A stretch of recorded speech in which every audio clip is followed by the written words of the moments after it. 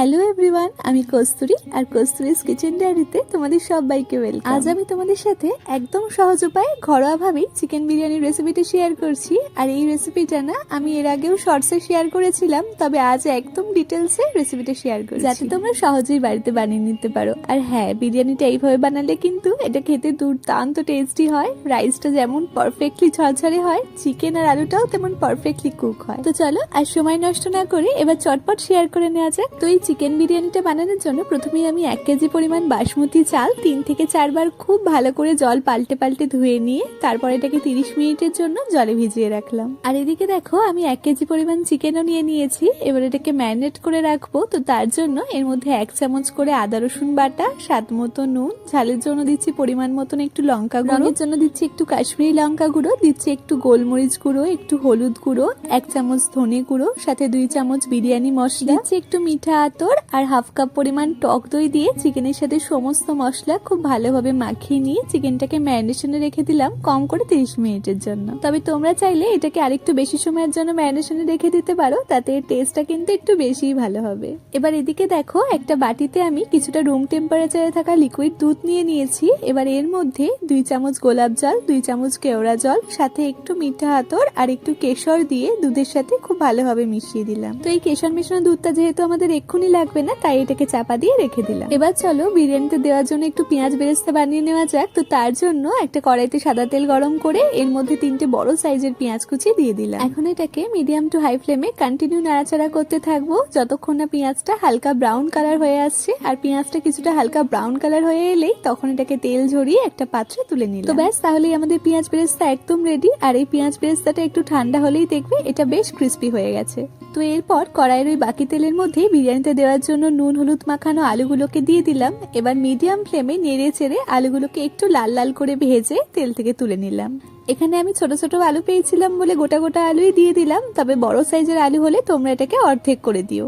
এবার চলো ম্যারিনেট করে রাখা চিকেনটা বানিয়ে নেওয়া যাক। তো তার জন্য তেল গরম করে এর মধ্যে গোটা গরম মশলা ফোড়নে দিয়ে এটাকে একটু নেড়ে চেড়ে ফোড়ন থেকে সুন্দর গন্ধ বেরোতে শুরু করলেই তারপর এর মধ্যে একটা বড় সাইজের পেঁয়াজ কুচি দিয়ে দিলাম। এবার এই পেঁয়াজটাকে একটু নেড়ে চেড়ে একটু গোল্ডেন কালার করে ভেজে নেবো। আর তারপর এর মধ্যে ম্যারিনেট করে রাখা চিকেনটা দিয়ে দিলাম। আর চিকেনটা দেওয়ার সাথে সাথেই হাই ফ্লেমে চিকেনটাকে নেড়ে চেড়ে প্রায় 5 থেকে 7 মিনিট মতন সময় নিয়ে কষাতে থাকবো। আর কষানো হয়ে গেলে তারপর এর মধ্যে ভেজে রাখা আলুগুলোকে দিয়ে এই আলুগুলোকেও চিকেনের সাথে একটু কষিয়ে নিলাম। আর তারপর লো ফ্লেমে কড়াই ঢাকা দিয়ে চিকেন আর আলুগুলোকে সেদ্ধ হতে দেবো। আর এই চিকেনের মধ্যে কিন্তু আমি আলাদা করে কোনো জলের ব্যবহার করিনি। লো ফ্লেমে রাখলে চিকেন থেকে যে জল ছাড়বে সেটা দিয়ে চিকেনটা খুব ভালোভাবে সেদ্ধ হয়ে যাবে। আর এই চিকেনটা খুব ভালোভাবে সেদ্ধ হয়ে গেলে তারপর এর মধ্যে একটু ঘি, একটু গরম মশলা গুঁড়ো, একটু ধনেপাতা কুচি আর কিছুটা পেঁয়াজ বেরেস্তা মিশিয়ে নামিয়ে নিলাম। তো ব্যাস, বিরিয়ানির জন্য চিকেনটাও কিন্তু রেডি হয়ে গেল।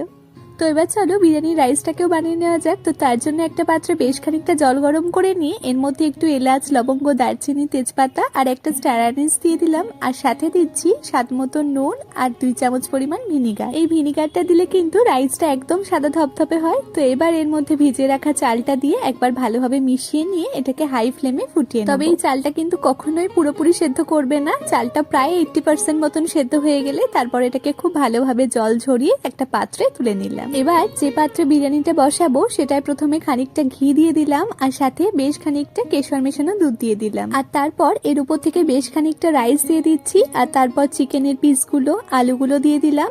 উপর থেকে একটু পেঁয়াজ বেরেস্তাও ছড়িয়ে দিলাম। দিচ্ছি একটু বিরিয়ানি মশলা। তো এইভাবে একবার পরপর সাজানো হয়ে গেলে তারপর এর উপর থেকে আবারও বিরিয়ানির বাকি সমস্ত রাইসটা দিয়ে দিচ্ছি, সাথে বিরিয়ানির মশলাটাও দিয়ে দিলাম আর কেশর মেশানো বাকি সমস্ত দুধটা দিয়ে দিলাম। সাথে বাকি যেটুকু পেঁয়াজ বেরেস্তা ছিল সেটাও এর মধ্যে দিয়ে দিলাম। আর উপর থেকে বেশ খানিকটা ঘি ছড়িয়ে দিলাম আর একটু ধনেপাতা কুচিও ছড়িয়ে দিলাম। আর এইভাবে পরপর লেয়ার করে বিরিয়ানিটা সাজালে কিন্তু বিরিয়ানির টেস্টটা একদম পারফেক্ট হয়। এরপর এই বিরিয়ানির পাত্রের উপর থেকে একটা অ্যালুমিনিয়াম ফয়েল দিয়ে ভালোভাবে চাপা দিয়ে তার উপর থেকে একটা ঢাকা দিয়ে দিলাম। এখন গ্যাসের ফ্লেমটা একদম লোতে রেখে এর উপরে একটা তাওয়া রেখে এই তাওয়ার উপরে এই বিরিয়ানির পাত্রটা বসিয়ে দিলাম। তো লো ফ্লেমে এটাকে 20 থেকে 25 মিনিটের জন্য দম দিয়ে নিলেই তৈরি হয়ে গেল আমাদের দারুণ টেস্টি চিকেন বিরিয়ানি। আর এই বিরিয়ানিটা দেখে তোমরাও নিশ্চয়ই বুঝতে পারছো এটা কতটা পারফেক্ট হয়েছে। তো এরপর এই বিরিয়ানিটা একটা প্লেটে সার্ভ করে নিচ্ছি। দেখো বিরিয়ানির রাইসটা কিন্তু একদম ঝরঝরে হয়েছে আর বিরিয়ানির আলু আর মাংসটাও কিন্তু একদম পারফেক্টলি সেদ্ধ হয়েছে। তাহলে আজকের আমার এই একদম সহজভাবে বিরিয়ানির রেসিপিটা তোমাদের কেমন লাগলো কমেন্টে অবশ্যই জানিয়ে যেও। আর নতুন কোন কোন রেসিপি আমার চ্যানেলে দেখতে চাও সেটাও কিন্তু অবশ্যই সাজেস্ট করো।